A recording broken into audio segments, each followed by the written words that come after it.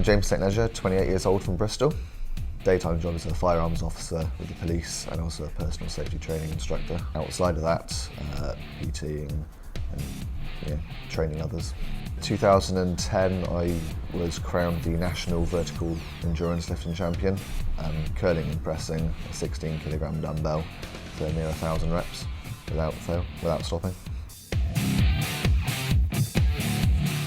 At Body Power 2012 this year, I set an official Guinness World Record for the most amount of weight dumbbell curled within a minute using strict form. It was calculated with reps times weight. I got, I think it was about 980 kilograms. Within the qualifiers to actually get through to the final, I lifted over 1,200 kilograms. I'm the oldest of 4 boys in the family. My dad's always been really sporty, mother a little bit. All of us 4 boys from a very young age have sort of had our eyes open to the fitness industry or a healthy lifestyle, an active lifestyle. Again, being the oldest, there's a very, very competitive nature amongst all of us. I'll definitely be aiming to keep hold of the record for next year. I think, well, my brothers have already said they're going to challenge me on it. Background in the fitness industry, started off early age as a swimmer, did that up until university, needed to change of direction. Lifted weights a bit uneducatedly for a few years, took up MMA for a year, dabbled with some strongman lifting, did some endurance lifting, and I'm now into CrossFit. The first MMA fight I had, it was a third round win. The second fight I had, I got into a very compromising position with a rear naked choke. Can't quite remember how I got out of it. But it did involve me holding my breath for a very, very long time and eventually wriggled free and then won that fight by submission. With MMA, I mean, for me to have continued it competitively, I would have had to have been doing an awful lot of technical classes because it's not something you can pick up and you just remember it. It's a very, very fine skill that you need to be drilling in, day out. Whereas the CrossFit movements, you don't always need to have a partner to be training with. You don't always need a set amount of equipment. You can use sort of pull-up bar, Olympic bar, and just your own body weight really can utilise that for your training.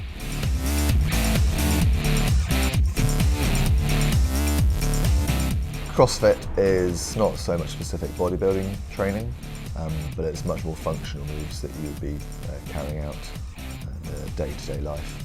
Your core is required for pretty much all of the lifts. In CrossFit, all the moves pretty much are very, very functional. There's an awful lot of twisting, a lot of lifting, overhead movements, so your core needs to be really, really strong and stabilise what you're doing basically. I train anywhere between 5 and 8 or 9 sessions a week. I don't have a very strict cycle purely because of the period that the various competitions I have are spaced out. I'll probably do 1 week of heavy strength covering all the Olympic moves that are covered in CrossFit. Then I'll have a second week that will be a slight deload week, slightly higher volume, more about getting sort of the muscle pump and just trying to build up that muscular endurance. The metabolic conditioning circuits that CrossFit sort of tends to lend itself to, that's where I get my main hit of cardio from. I will always have 1 rest day. Again, within that rest day, it will be an active recovery, nothing at all too strenuous, won't break a sweat. I might even do some mobility work just to keep the hips and glutes and hamstrings all loose, because there is an awful lot of lifting. I don't particularly want those muscles to be getting tight. So days off are more sort of active recovery or stretching sessions. Leading up to an expo with my sponsors, Grenade, I'm obviously doing a lot more conditioning, just to try and bring that body fat down. In between shows or in between competitions or straight after a competition, I'm more likely to be hitting strength work to just regain some of that strength that I've lost through doing the conditioning and dieting down. I've been chatting to a few friends who have done the course. They said it's very, very leg heavy, very cardiovascular endurance. So I've been focusing a lot more of my training on building up my endurance in my legs. I've been told there's some tunnels to crawl through, so I've been working on level changes, which is basically just an awful lot of burpees. I'm doing a few box jumps, and occasionally I've been wearing a weighted vest just to try and replicate the kit that we will be carrying when we are doing the course. The workout I'm doing today is going to be focusing on strength to start off with. I'm going to be doing squat cleans. That's just to build some explosive power and also just to keep my strength training ticking over. I'm going to be doing 5 reps at a steadily increasing weight on the minute every minute for around 15 minutes. After that, I'll be then doing a very short circuit rep scheme, again following CrossFit slightly. It'll be 21 reps, 15 reps, 9 reps. I'll be doing burpees, and that's just to try and replicate the level changes which I might be doing on this endurance course. Box jumps, again in case I need to jump over any obstacles, running up the hill just to build that plyometric strength. I've got toes to bar as well, and that's just to fatigue my core a little bit more really. And then walking overhead lunges, again fatigue the legs with the lunges, make it overhead just to challenge the core that a little bit more. Nutrition is fairly important for me, and also to get the results out of the training that I'm doing. I don't see the point in busting a gut in the gym, going through all that hell to lift the weights or to whatever your training is, if you're not then going to fuel your workouts properly, be that before the workout or as a recovery afterwards. I normally get in anywhere between 6 to 8 meals a day, depending if it's a workout day or not. Meal spacing every 2 to 3 hours. I wouldn't be going longer than 3 hours. If I do, I'd always make sure I've got either something with me, or I'd be taking a slow form release of proteins plus just some fats just to drip feed my system. Carb sources, start off each day with some oats. Other sources include sweet potato, brown rice and quinoa. For the protein sources, chicken, fish, turkey. We'll occasionally have some steak, especially if I'm doing a lot of strength training. Healthy fats will come from omega-3s, fish oils, olive oil, nuts, lots of polyunsaturated to get the healthy fats in there, which is, I feel, really important just to keep my testosterone levels high. Vegetables as much as I can fit on the plate. I don't believe you can ever have too many vegetables. You can't really overeat calorie-wise, full of nutrients, especially the fibrous vegetables as well, because keep you feeling a lot fuller for longer. Cheat meals is a very hot topic. It's something I'd probably more be thinking about if I was dieting down for a show, but with my normal training, because I'm eating that many carbs and my meals are that varied, I don't really feel the need for a cheat meal because I'm enjoying what I'm eating. When I am dieting down though, I usually just up my carb intake with a clean source carbs usually. Maybe have a little bit of dark chocolate with it. A tip for your diet, be it you're dieting down for a show or you're wanting to maintain a healthy eating, if you are eating out at a restaurant, it's always worth checking where you're going. And if it's an unfamiliar restaurant, just ring ahead or check out the menu online just to see what they've got, because the last thing you want is to go somewhere and to be totally shocked and surprised with your food choices, because that will lead you to stray.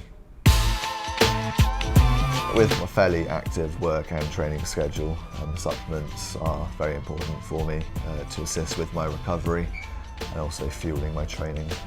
Current supplements that I'm taking, branched-chain amino acids, glutamine, creatine, protein, 2 different types. I've got the whey isolate for post-workout and also occasionally first thing in the morning, and then my set of casein for night time when I need that slow feed to my muscles. Regarding Grenade, I take it first thing in the morning and just before lunchtime. With my work and also very hectic lifestyle, I need sort of peak concentration and energy levels, which I find it really, really helps for. And also with Grenade being full of green tea, it's a great antioxidant, so this helps my system feel a little bit cleaner than it normally would do. I also take their pre-workout formula 50 caliber. And again, with my workouts being that intense, the pre-workout just helps you power through them with that much more determination. For someone starting out new to weightlifting training, the top 3 supplements I think I'd recommend. You need a good quality protein and branched-chain amino acids. That will just assist with the muscle growth and recovery post-workout. You need a fast-acting carbohydrate, to replenish your glycogen stores post-workout, which again will assist with growth. I'd also recommend a good quality multivitamin, which you would take 2 to 3 times throughout the day. You don't want a multivitamin that you only take one of a day, because you guarantee that your body will not be using everything that's in that capsule, that pill, at that one time. So if you spread it out throughout the day, you'll get a much better benefit from the drip feed of the different nutrients that it will provide. I'm really pleased to have just completed the Physique Elite Master Trainer course, which is the brainchild of Chris Gethin and Neil Hill. If you'd like to find out more about those training methods, or my training, my diet, nutrition, or if you'd like any advice or help with your training, please find me on Body Space.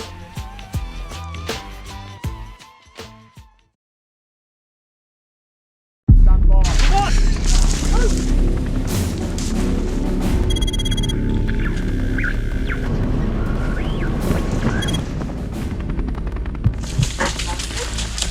One left, one right. Good lad. Work hard then, lad. Work hard. Good lad, go work. Get, work hard. Push yourself out. Go.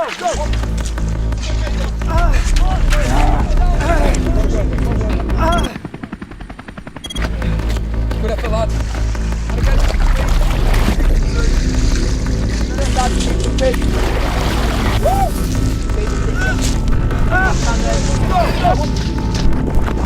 No!